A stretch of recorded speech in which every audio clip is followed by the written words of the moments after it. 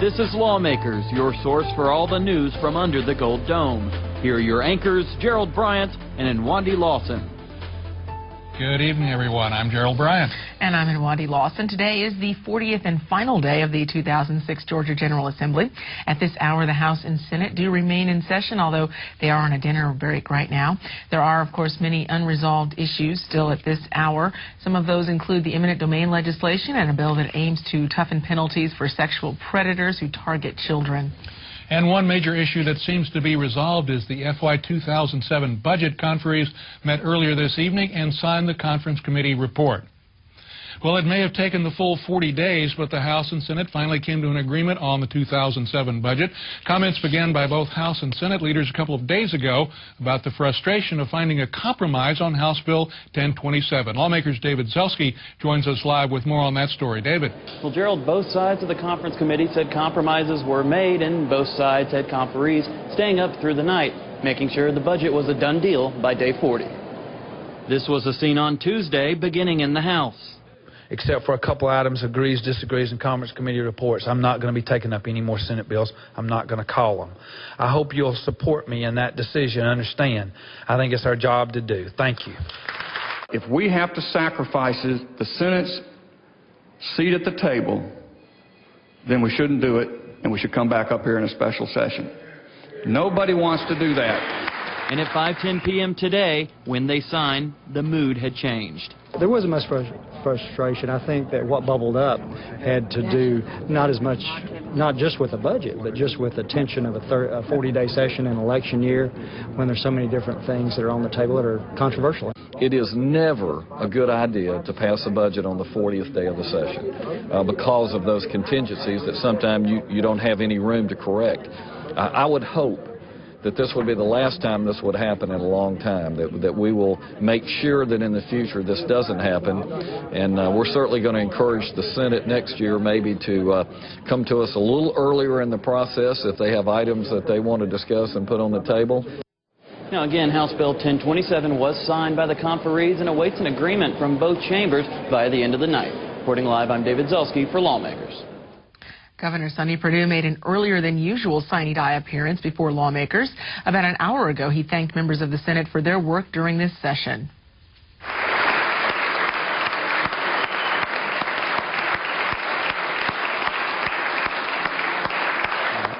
I really am proud to say that we've stayed focused on those priorities that should be most important. And I think you put the money where we say our priorities are, by investing over 70% of the new revenue in this budget toward the education of Georgia's children. I want to thank you for that. And I think you should go back with your head held high over a solid set of accomplishments this year that you can tell your neighbors and your voters about.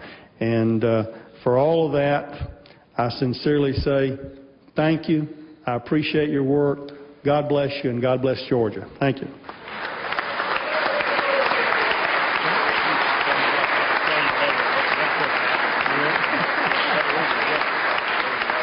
Lieutenant Governor Mark Taylor, who's running for the Democratic nomination for governor, was joined by his wife Sasha as he said his goodbyes to the Senate earlier this evening. I really do think the Senate does better when the presiding officer doesn't try to steer the Senate. I think we do better when we let every voice be heard, when we let the debate play itself totally out so everybody can be comfortable that everything has been said, and then we make our decisions. Thanks for taking this time to let me say goodbye. It's not goodbye, it's just farewell. I'll see you down the road, and I'm looking forward to our work together. God bless you.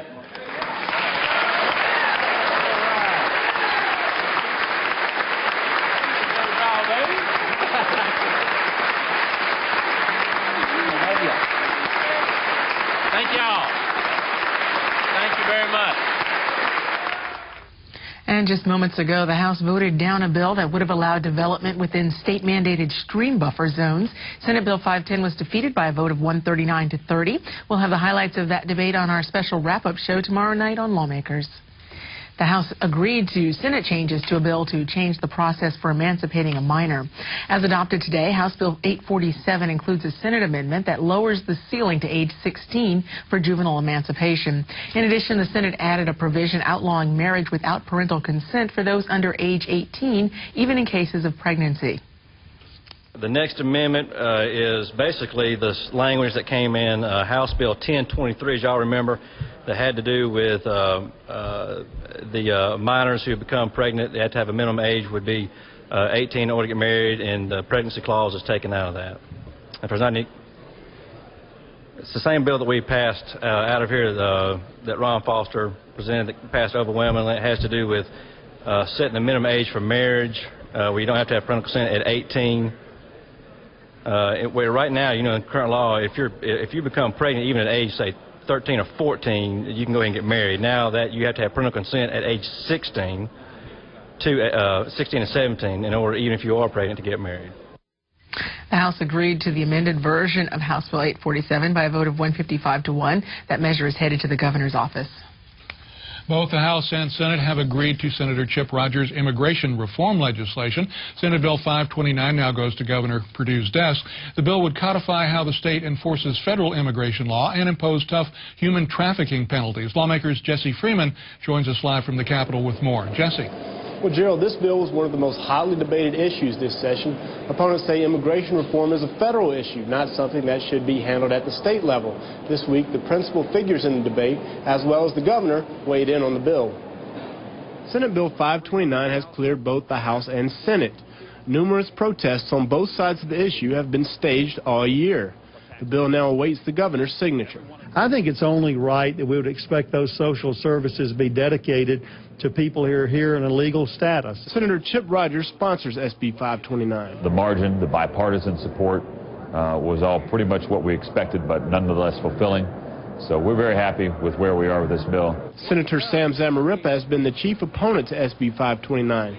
He says the bill has created a climate of fear in the Latino community. The other evening I spoke with 200 college kids who were concerned about admission to the university system. So I'm trying my best to tell them how the law works. And I'm really saying let's all be hopeful that we get federal reform, because federal reform will give us the backdrop for even a better law in Georgia. Now this bill has run its course, and Senator Chip Rogers has called it a good first step. So as protests about immigration policy continue all over the country, it's safe to say this issue is not going away. Reporting live, I'm Jesse Freeman for Lawmakers. The House decided today to disagree with Senate changes to a bill permitting the posting of the Ten Commandments and other historical documents in public buildings. However, Representative Tommy Benton initially called on the House to accept the Senate substitute to House Bill 941. What the Senate has done is, in addition to the three documents that we suggested in the bill, the Mayflower Compact, the Declaration of Independence, and the Ten Commandments, they've also added several other documents.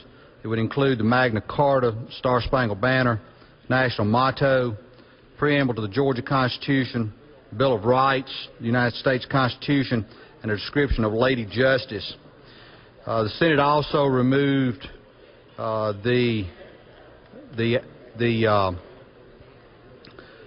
discretion of the Attorney General to defend the legal proceedings, and it also added the size that each document would be posted on 11 by 14-inch paper and framed in identical style frames.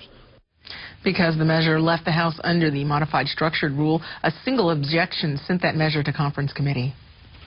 The conferees dealing with Governor Perdue's eminent domain legislation have come to an agreement. David Zelski joins us live with the latest on Governor Perdue's House Bill 1313. David. Well, Gerald, the hang-up was on defining the term blight. Both sides debated how broad the term should be when it comes to government using powers of eminent domain to condemn these areas. I recently had a chance to talk with Senate President Pro Tem Eric Johnson about the last few issues that were being negotiated.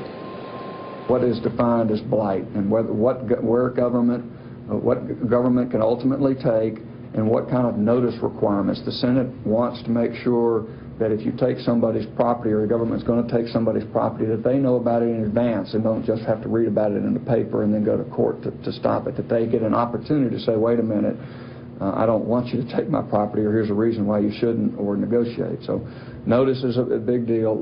Vacant lots are a big debate right now. The Senate doesn't want government to be able to take a vacant lot under a definition of blight. Whether, you know, if it's a mowed, empty lot, it's not blighted.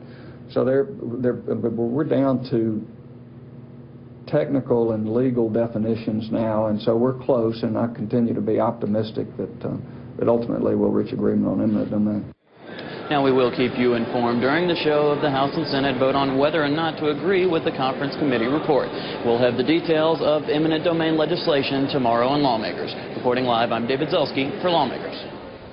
The House adopted changes to the child support system that provide a table to determine payments based on both parents' incomes for those who earn between $800 and $30,000 per month.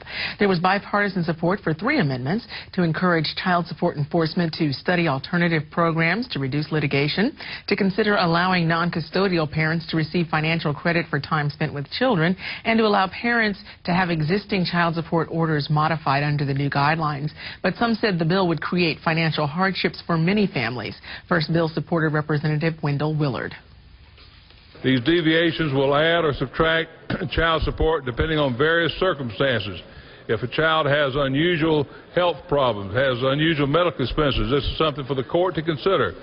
And I want to emphasize to you that the main focus of the bill, as it states in the bill from place to place, is looking as to the best interest of the child or children in determining how this will be done. We are at a place we need to get this bill in a good standing, have it passed, because where we are in Georgia now is we have done away with the old law. It will stop as of July 1, 2006. So what we had as far as the existing law is no longer in effect.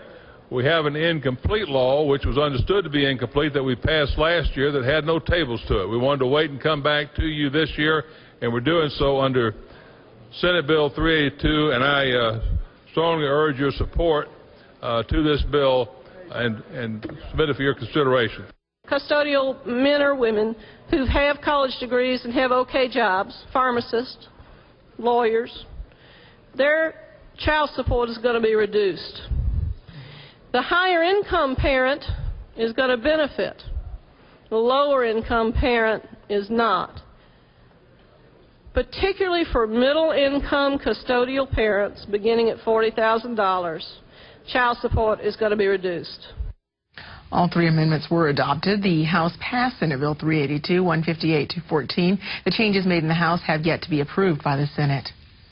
Final passage in the House today of Maddie's Call, a measure creating a statewide alert system to recover missing disabled adults, included a method for broadcasting warnings when rape or murder suspects are on the run. Representative Bobby Franklin initially attempted to amend the measure to make participation in both Maddie's Call and Kimberly's Call optional. Is there any reason, specific reason, why we would absolutely not want to require that the alert be put out statewide when there is a murder or a rapist, rather than making it a may? Why would we object to making it a shall? The House first adopted the bill with the Franklin Amendment by a vote of 141 to 4, then decided to reconsider its action, then defeated the Franklin Amendment. Later, Franklin's attempt to get the Senate substitute adopted drew fire from House Speaker Glenn Richardson, who disagreed with allowing the Senate to add Kimberly's Call. I'm going to tell you what I have as an issue is that the Senate wants to do Kimberly's Call. Why don't they introduce a bill and bring it over? And I'm about tired of us sending stuff over there, them adding it and sending it as a substitute, and when we can't even get bills acted upon over there, and then they send one over here, we add it, and they move to take it off. Now, y'all do whatever you want to, but if y'all want to move to agree, I guess they're going to keep doing it as long as we agree to it. The House did give final passage to House Bill 728, including the provisions for Kimberly's Call. That vote was 104 to 57. It now requires the governor's approval. The Senate today passed a House bill that could help preserve part of the estates of Georgians who end up in nursing homes. The bill exempts some property from being seized to pay Medicaid costs.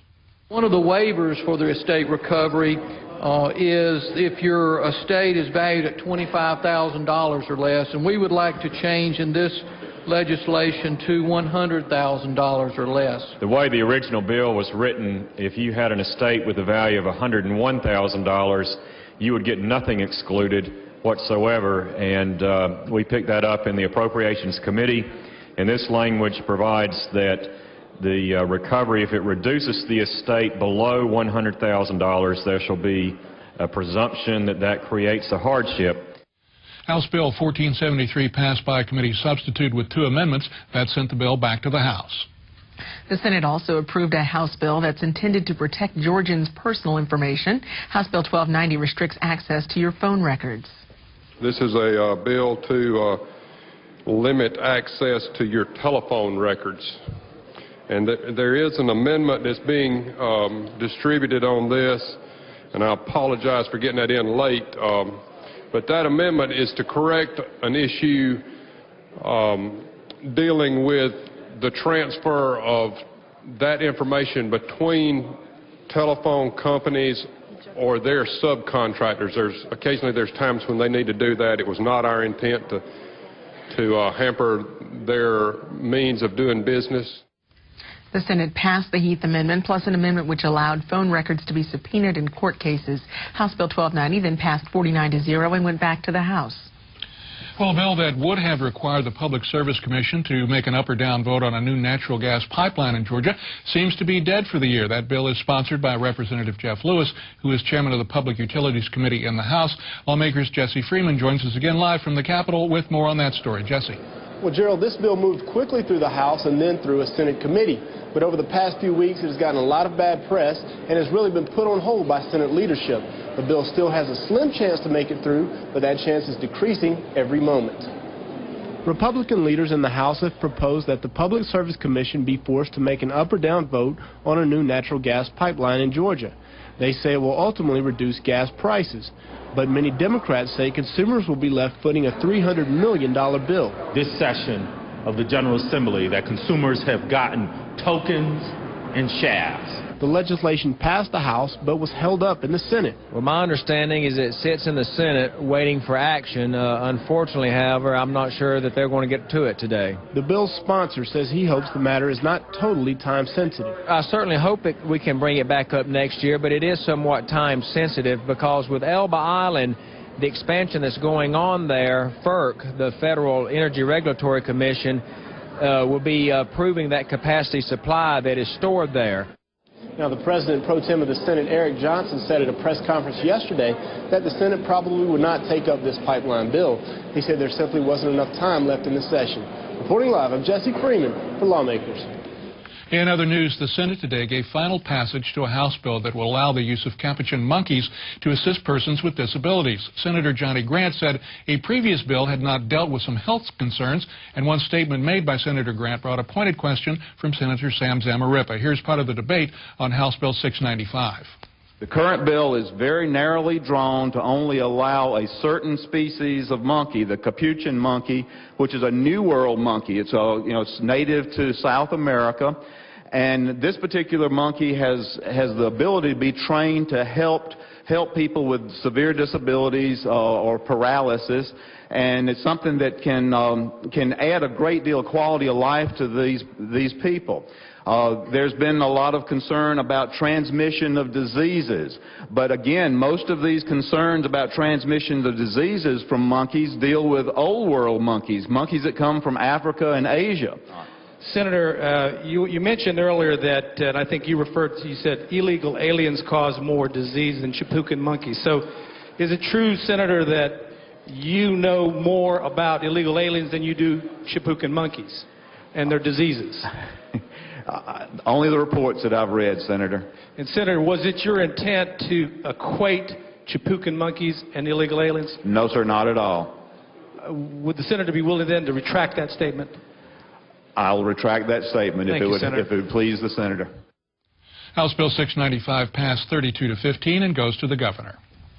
The House did not agree to Senate changes to a measure that would grant tax credits to Delta Airlines for providing job training. Representative Mark Burkhalter said House Bill 1157 should reward a company whose financial impact is greater than the state budget with $15 million in tax credits for job training. But he did not agree with a Senate change to extend this offer to another airline.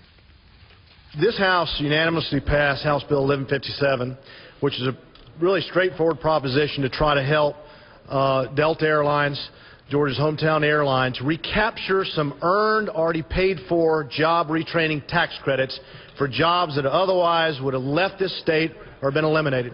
They paid for these. They got approved by the state. They earned them. But the Senate saw fit instead to take away these credits that Delta had earned and instead try to give some incentives to AirTran, quite honestly, to come here to Georgia. Now, everybody's for jobs growing here in Georgia and certainly welcome AirTran's business, but in comparison, I will tell you it's a disproportionate break that they are trying to give a competitor airlines, and I will tell you it's analogous to almost giving incentives to Pepsi to move their headquarters here from Manhattan to Atlanta. The House voted 161-0 to remove the Senate changes to House Bill 1157. That measure went back to the Senate. The House today approved Senate changes to the Georgia Street Gang Terrorism and Prevention Act, increasing fines and jail time for those convicted of gang activity. Representative David Casas urged final passage of the legislation. The Senate simply amended Section 4 just to clear up some language there, but it was just mainly just clarifications, nothing major in changing any of the provisions in the bill. So I ask your favorable consideration in agreeing to the changes. The Senate substitute to House Bill 1302 passed the House 135-12. The measure now goes to the governor's office. A House vote today on a measure to restore retirement benefits to African-American police officers who were denied access to the annuity program until the 1970s marked final passage of the measure that Representative Tyrone Brooks has championed for over 6 years. The House agreed to a Senate substitute which extends the benefits only to officers who sign an affidavit that they were prohibited from participating in the annuity program. The substitute to House Bill 101 passed without dissent and goes to Governor Perdue. A bill that would create 28 new revenue-sharing license plates, that is, plates where a portion of the proceeds goes to a specified agency or nonprofit organization, passed the Senate today, but not without over an hour of debate. The most controversial discussion came when Senator Gloria Butler presented an amendment that would create a pro-choice license plate. It's for a tag for pro-family, pro-choice. Now, there is such a thing called impermissible viewpoint discrimination, which means when a government creates a forum for speech, such as a specialty license plate, it may not engage in viewpoint discrimination. In other words, the government may not take a person's access to the forum contingent on which side of an issue a person supports. But what I am saying, and when I look at this, we can send money to NASCAR and help that out. But then when you look at pro-choice, you say no. Senator Butler withdrew her amendment before it was voted on. The bill passed the Senate by a vote of 47-5. At the latest, the House voted to disagree with the Senate version of the bill, so it's still uncertain whether the legislation will get final passage. The Georgia Nurses Association held a press conference yesterday to express their appreciation for the legislature's passage of a bill that allows advanced practice nurses the right to write prescriptions. This measure was amended onto Senate Bill 480, a bill which deals with powers and responsibilities for nurses. Senate Bill 480 for nurse practitioners will give them the advantage of being able to write the prescriptions that in the past they've been able to call in.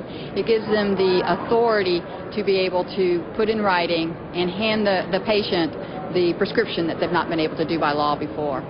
Any controlled substance has to have follow-up with a physician on a quarterly basis. And again, I want to get back to the main issue.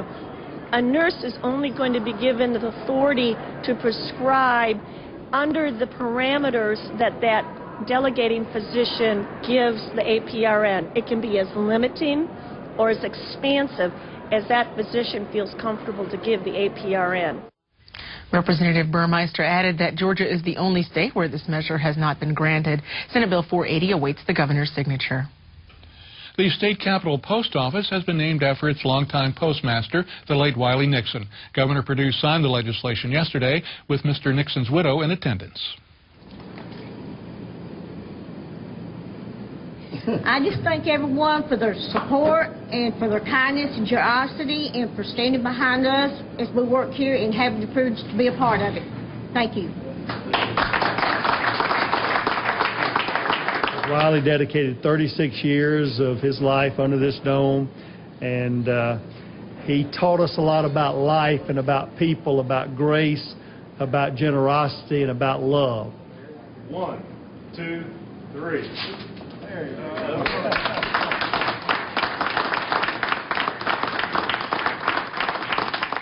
Well, the Dean of the Georgia Senate is retiring today. Several of his colleagues spoke of their great respect and admiration for Senator Terrell Starr.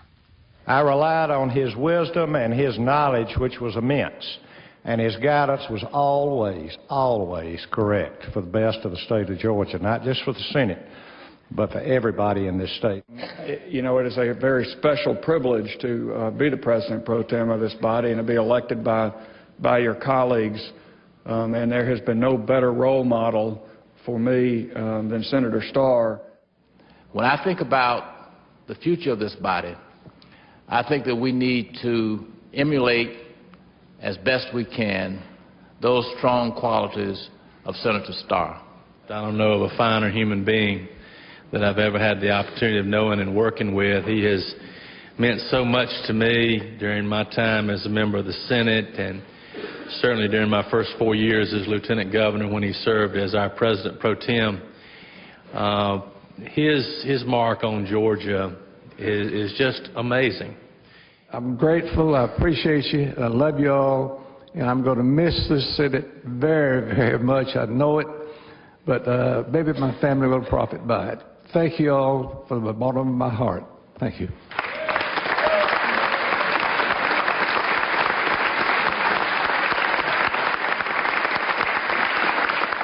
Well, coming up tomorrow on Lawmakers, we'll have a special legislative wrap-up show. Be sure to join us for the highlights and the disappointments from under the Gold Dome. That's tomorrow night at 7. If you've missed any part of this Lawmakers broadcast, tune in tomorrow morning when Lawmakers repeats at 5:30 a.m. Now, stay tuned for Prep Sports Plus. That's coming up here next on GPB. And that is our broadcast for this, the 40th and final legislative day of the Georgia General Assembly, but we'll be back tomorrow. I'm Gerald Bryant.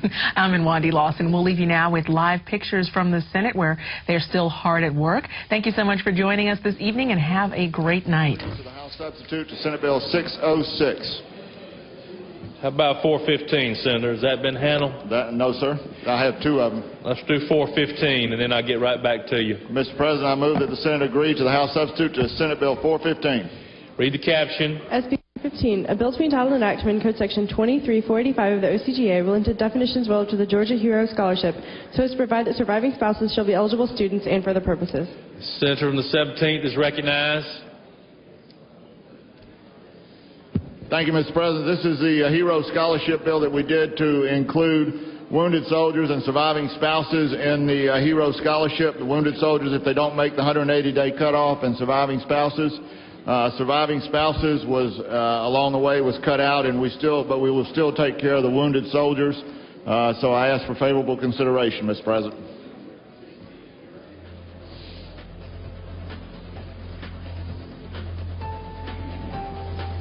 Any questions for the Senator?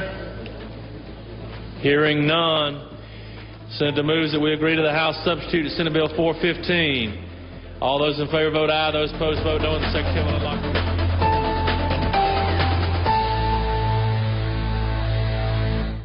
This has been a production of Georgia Public Broadcasting.